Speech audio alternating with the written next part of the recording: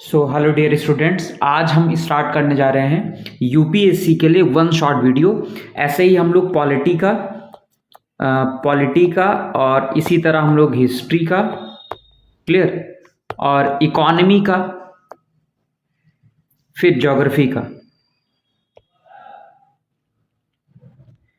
यानी polity, history, economy, geography, और साथ साथ में आप देखेंगे तो ईवीएस और करंट अफेयर्स। ये जो आपके 5 सेगमेंट हैं, polity, history, economy, geography, EBS और करंट, इनसे क्वेश्चंस 99% प्रीलिम्स में यहीं से पूछे जाते हैं। तो विदाउट एनी डिले हम लोग स्टार्ट करते हैं। आज हम लोग पॉलिटी से स्टार्ट करते हैं, वन शॉट वीडियो रहेगा और यहाँ से डेफिनेटली आपको क्वेश्चन ज़रूर फंसेगा। अगर आप टेस्ट सीरीज भी ज्वाइन कर रहे हैं तो पहले इसको पढ़ लीजिए, उसके बाद आप टेस्ट सीरीज जरूर दीजिए, ठीक है। तो सबसे पहले हम लोग स्टार्ट करते हैं संविधान सभा तथा संविधान का निर्माण, है ना। संविधान सभा और संविधान का निर्माण कैसे हुआ। संविधान सभा और संविधान का निर्माण, यानी आज जो हमारा पहला चैप्टर होगा वो होगा भारतीय संविधान एक परिचय, ठीक है। Just second.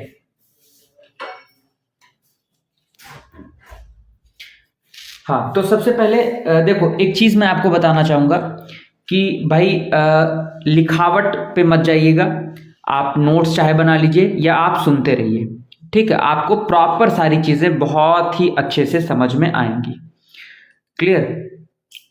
तो सबसे पहले हम लोग देखेंगे संविधान सभा और संविधान का निर्माण कैसे हुआ। तो आमतौर पर अगर कोई सोवरेन कंट्री है, डेमोक्रेटिक कंट्री है, तो उसके संविधान के निर्माण का एक जनप्रतिनिधि संस्था बनाती है। यानी उस संविधान को कौन बनाता है, यानी पूरी जनप्रतिनिधि, जहां पर पब्लिक या पीपल का रिप्रेजेंटेशन हो, जो संविधान के विभिन्न पक्षों, उद्देश्यों, प्रावधानों आदि पर विचार करे तथा संविधान बन जाने के बाद उसको अंगीकार भी कर ले, ठीक है, एडॉप्ट करे, क्लियर। इस प्रकार की संस्था को क्या कहा जाता है, कॉन्स्टिट्यूएंट असेंबली या संविधान सभा कहा जाता है। भारत का संविधान बनाने के लिए ऐसी सभा का निर्वाचन जो हुआ था वो जुलाई से अगस्त 1946 में हुआ था। कब हुआ था, जुलाई अगस्त 1946 में हुआ था भारत के लिए। इतना क्लियर हुआ, आई होप इतना क्लियर हुआ होगा, ठीक है। अब साथ साथ में हम आपको लिखते भी रहेंगे, कुछ जो इंपॉर्टेंट लगेगा वो हम आपको बताते रहेंगे। अब संविधान सभा की मांग क्या थी, demand for the constituent assembly, क्या डिमांड रही होगी संविधान सभा की। तो बेसिकली स्वाधीनता संग्राम के दौरान भारत के नेताओं ने लगातार इस बात की मांग की थी कि भारत के स्वतंत्र होने पर भारत की जनता का प्रतिनिधित्व करने वाली संविधान सभा द्वारा देश के निर्माण या देश के जो है संविधान का निर्माण किया जाना चाहिए, ठीक है। शुरू में अंग्रेज सरकार इस पर सहमत नहीं थे, किंतु स्वाधीनता संग्राम के अंतिम दौर में, यानी आप देखोगे तो दूसरे विश्व युद्ध की शुरुआत के समय उसे स्वीकार करना पड़ा। जाहिर सी बात है, क्योंकि विश्व युद्ध था, ब्रिटेन भी पूरी तरह से इन्वॉल्व था युद्ध में, है ना। तो ये एक बहुत ही अच्छा चांस था भारत के लिए कि भारत देश आजाद हो जाए और उसको उसका संविधान मिल जाए, ठीक है। भारत का संविधान भारतवासी ही तैयार करेंगे। 1942 में 1942 में क्या हुआ कि 1942 में ब्रिटिश सरकार ने कैबिनेट मंत्री सर स्टैफर्ड क्रिप्स, नाम याद रखो, sir Stafford Cripps, sir Stafford जो क्रिप्स थे, उनके द्वारा क्रिप्स मिशन योजना के अंतर्गत ब्रिटिश सरकार ने आश्वासन दिया कि भारत में एक निर्वाचित संविधान सभा होगी जो युद्ध के बाद भारत का संविधान तैयार करेगी। किंतु मुस्लिम लीग ने क्रिप्स मिशन था, क्रिप्स प्रस्ताव था, उसको अस्वीकार कर दिया। उसकी मांग क्या थी कि भारत को 2 स्वायत्त हिस्सों में बांटकर दोनों हिस्सों के लिए अलग अलग संविधान सभा बनाई जाए। यानी क्योंकि उनका मन ही था कि पाकिस्तान का विभाजन होगा तो पाकिस्तान के लिए भी एक अलग संविधान और भारत के लिए भी अलग संविधान। तो ये उनका एक तरह से कह सकते हैं कि उनकी डिमांड थी, क्लियर। अब बात करें तो मैंने बताया कि दोनों लोगों ने डिमांड करी, लेकिन हुआ क्या कि क्रिप्स मिशन के विफल होने के बाद 1946 में जब कैबिनेट मिशन भारत आया तो संविधान सभा के गठन का मार्ग तैयार हो गया। क्योंकि कैबिनेट मिशन ने 2 संविधान सभाओं की मांग को ठुकराने के बाद भी सांप्रदायिक आधार पर निर्वाचन के सिद्धांत को मान लिया था, जिसने मुस्लिम लीग को काफी हद तक संतुष्ट कर दिया। यानी क्रिप्स मिशन को नहीं माना, किसको मान लिया उन्होंने, किसको माना, कैबिनेट मिशन को मान लिया, है ना, क्लियर। अब बात करें संविधान सभा का गठन, संविधान सभा के गठन की बात करेंगे। संविधान सभा का गठन, ठीक है। अब गठन में होता क्या है कि कैबिनेट मिशन द्वारा प्रस्तुत किए गए सुझाव के अनुसार नवंबर 1946 में, ठीक, ये डेट याद रखना, नवंबर 1946 में जो है संविधान सभा का गठन हुआ। मिशन की योजना के अनुसार संविधान सभा का स्वरूप निम्नलिखित प्रकार का होना था। पहला आप देखोगे तो संविधान सभा के कुल सदस्यों की संख्या कितनी थी, 389 होनी थी। इनमें से 296 जो था, 296 जो था वो ब्रिटिश भारत के प्रांतों को, और 93 जो था वो देसी रियासतों को दी जानी थी। 93 आपकी देसी रियासतों के लिए, 296 जो था आपका वो ब्रिटिश भारत के, जो ब्रिटिश भारत था पूरा पूरा, ठीक है, और 93 देसी रियासतों को दी जानी थी जो प्रिंसली स्टेट्स थे। फिर उसके बाद में क्या था कैबिनेट मिशन में, इसमें हर ब्रिटिश प्रांत और देसी रियासतों को उसकी जनसंख्या के अनुपात में सीटें दी जानी थी। आमतौर पर प्रत्येक 10 लाख लोगों पर 1 सीट का आवंटन होना था, यानी 10 लाख बराबर 1 सीट, ठीक है, 10 लाख बराबर 1 सीट। प्रत्येक ब्रिटिश प्रांत को दी गई सीटों का निर्धारण 3 प्रमुख समुदायों के मध्य उनकी जनसंख्या के अनुपात में किया जाना था। ये 3 समुदाय कौन कौन थे, मुस्लिम, सिख और सामान्य, ठीक है, मुस्लिम सिख को छोड़कर, क्लियर। अब बात करें तो प्रत्येक समुदाय के प्रतिनिधियों का चुनाव प्रांतीय असेंबली में उस समुदाय के सदस्यों द्वारा एकल संक्रमणीय मत यानी सिंगल ट्रांसफरेबल वोट के माध्यम से आनुपातिक प्रतिनिधित्व प्रोपोर्शनल रिप्रेजेंटेशन की व्यवस्था के अनुसार किया जाना था। बात समझ में आ रही है?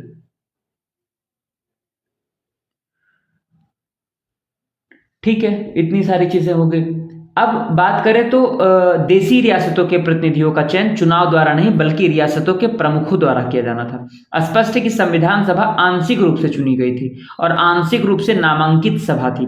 इसके अलावा यह भी महत्वपूर्ण है कि इसके निर्वाचित सदस्यों का चयन अप्रत्यक्ष रूप से प्रांतीय विधायिका यानी जो स्टेट लेजिस्लेचर है आपका, ठीक है, जो आपका स्टेट लेजिस्लेचर है, ठीक है, प्रांतीय जो आपकी कह सकते हैं कि जो विधायिका है, क्लियर, उसके द्वारा जो है चुना जाना था, ठीक है, यानी सदस्यों द्वारा किया जाना था, जिनका चुनाव एक सीमित मताधिकार लिमिटेड फ्रेंचाइजीज के आधार पर किया गया था।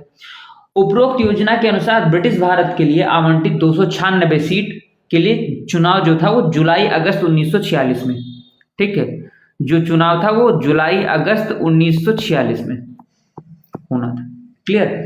अब बात करें तो इस चुनाव में भारतीय राष्ट्रीय कांग्रेस को 208, ठीक है, आईएनसी को 208, है ना, मुस्लिम लीग को 73, मुस्लिम लीग को 73, क्लियर, तथा छोटे दलों व निर्दलीय सदस्यों को 15 सीटें मिली।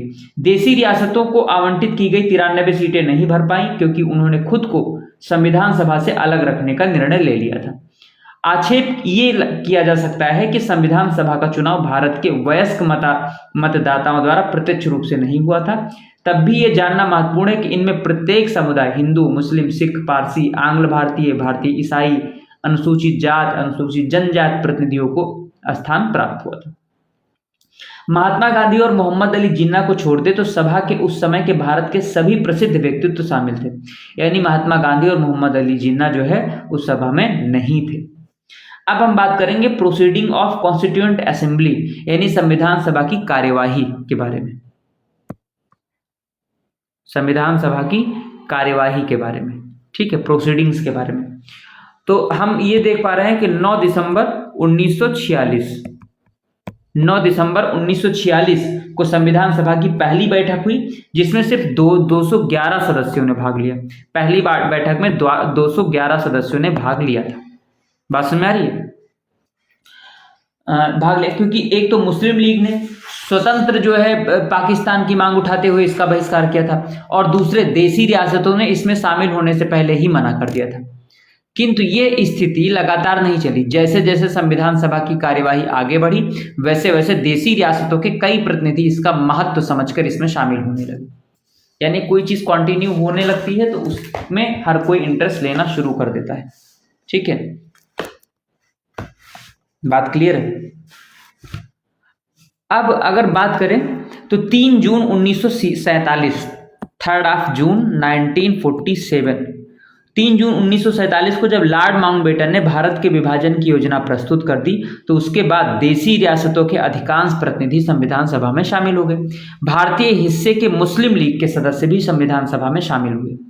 अब हम बात करेंगे ऑब्जेक्टिव रेजोल्यूशन की। इसकी बात करेंगे ऑब्जेक्टिव रेजोल्यूशन की। ठीक है, संविधान सभा की पहली बैठक 9 दिसंबर 1946 में, 9 दिसंबर 1946 को संविधान सभा की पहली बैठक 1946 को वर्तमान संसद भवन के केंद्रीय कक्ष में हुई थी। मुस्लिम लीग ने इस बैठक का बहिष्कार किया और अलग पाकिस्तान की मांग उठाई। सभा के सबसे वरिष्ठ सदस्य जो थे वो डॉक्टर सच्चिदानंद सिन्हा को सभा का अस्थायी सदस्य यानी नॉन परमानेंट मेंबर इनको बनाया गया संविधान सभा का। ठीक है, 2 दिन जो है पश्चात 11 दिसंबर 1946 को, 2 दिन बाद 11 दिसंबर 1946 को डॉक्टर राजेंद्र प्रसाद को सभा का अस्थायी यानी परमानेंट मेंबर बना दिया गया। फिर 2 दिन बाद 13 दिसंबर 1946 को क्या हुआ, 13 दिसंबर 1946 को क्या हुआ, पंडित जवाहरलाल नेहरू ने क्या किया, उद्देश्य प्रस्ताव सभा में प्रस्तुत किया, जो 22 जनवरी 1947 को संविधान सभा द्वारा स्वीकृत किया गया। यानी 13 दिसंबर 1946 को उद्देश्य प्रस्ताव जवाहरलाल नेहरू ने जो है पेश किया और उसको शामिल कब किया गया, 22 जनवरी 1947 को, 22 जनवरी 1947 को इसको जो है शामिल किया गया। क्लियर। अब इस प्रस्ताव में क्या क्या था, उद्देश्य जो प्रस्ताव ऑब्जेक्टिव जो रेजोल्यूशन था जवाहरलाल नेहरू के द्वारा पेश किया हुआ, इसमें 3-4 चीजें मुख्य थी। पहला, भारत को एक स्वतंत्र तथा संप्रभु गणराज्य के रूप में स्थापित किया जाए। दूसरा क्या था, इस गणराज्य में भारत के समस्त नागरिकों को राजनीतिक, आर्थिक तथा सामाजिक समानता, political, economic and social equality प्राप्त होगी।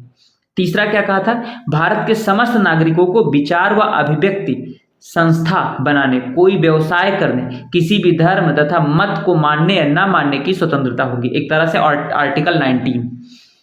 अल्पसंख्यकों यानी जो मिनॉरिटीज हैं और शेड्यूल कास्ट हैं और बैकवर्ड क्लास के हितों की सुरक्षा के लिए सेफ्टी मेजर्स किए जाएंगे, उपयुक्त कुछ रक्षा उपाय किए जाएंगे। फिर और क्या पॉइंट था, देश की एकता को अस्थायित्व प्रदान किया जाएगा। और लास्ट क्या था, भारत की प्राचीन सभ्यता को उसका उचित स्थान व अधिकार दिलाया जाएगा तथा विश्व शांति, वर्ल्ड पीस व मानव कल्याण में उसका योगदान सुनिश्चित किया जाएगा। अब इस प्रकार उद्देश्य प्रस्ताव उन भावनाओं व इच्छाओं का एक सूचक था जिनकी उपलब्धि के लिए भारतवासी पिछले कई वर्षों से संघर्ष कर रहे थे। यही उद्देश्य प्रस्ताव संविधान की प्रस्तावना जो आज का प्रियम्बल है, आप देखते हैं वो वही जो ऑब्जेक्टिव रेजोल्यूशन था नेहरू के द्वारा जो पेश किया गया था, है ना, वही था जो बाद में मूर्त रूप प्रस्तावना के रूप में किया गया। इतना बात समझ में आई? आई होप ये आपको सेशन अच्छा लग रहा होगा, तो प्लीज जरूर शेयर कर दें। ठीक है, अगर सेशन अच्छा लग रहा हो तो। अब बात करें अपॉइंटमेंट ऑफ वेरियस कमेटीज। ठीक है, उद्देश्य प्रस्ताव पारित हो जाने के बाद संविधान सभा का कार्य प्रारंभ हो गया। संविधान निर्माण से जुड़े अनेक पहलुओं पर विचार करने के लिए 15 समितियां गठित की गई। कितनी? 15 समिति गठित करी गई। बात समझ में आई? अब 15 जो समिति थी इसके लिए जैसे थी संघ संविधान समिति, यूनियन कॉन्स्टिट्यूशन जो है कमेटी। इस समिति के अध्यक्ष कौन थे? नेहरू थे। जो संघ संविधान समिति थी, संघ संविधान जो समिति थी, है ना, उसके अध्यक्ष कौन थे? नेहरू थे। क्लियर? संघ शक्ति समिति, यूनियन पावर्स कमेटी, इस समिति के अध्यक्ष कौन थे? पंडित नेहरू थे। इसके भी मूल अधिकार एवं अल्पसंख्यक समिति, फंडामेंटल राइट्स एंड मिनॉरिटीज कमेटी, इस समिति के अध्यक्ष सरदार वल्लभ भाई पटेल थे। कार्य संचालन समिति, इस 3 सदस्यीय समिति के सदस्य डॉक्टर कन्हैयालाल मणिकलाल मुंशी थे अध्यक्ष, और श्री गोपाल स्वामी आयंगर और श्री विश्वनाथ दास, ये 3 लोग थे संचालन समिति में। ठीक है, अब नेक्स्ट जो कमेटी थी वो थी प्रांतीय संविधान समिति, प्रोविंशियल कॉन्स्टिट्यूएंट या कॉन्स्टिट्यूशन कमेटी। इस समिति के जो अध्यक्ष थे वो सरदार वल्लभ भाई पटेल थे। और लास्ट थी जो कि वेरी इंपॉर्टेंट, ड्राफ्टिंग कमेटी, प्रारूप समिति। ये संविधान सभा की सबसे महत्वपूर्ण समिति थी। भारतीय संविधान का प्रारूप तैयार करने व उस पर विचार करने के लिए बनी इस 7 सदस्यीय समिति की नियुक्ति स्वाधीनता प्राप्ति के तुरंत बाद 29 अगस्त 1947 को की गई। Doctor B R. अम्बेडकर को इस समिति का अध्यक्ष बनाया गया। Sir BN. राव जो कि संविधान सभा के मुख्य सलाहकार थे, उन्होंने संविधान का मसौदा या ड्राफ्ट तैयार किया था। बात क्लियर हुई इतनी?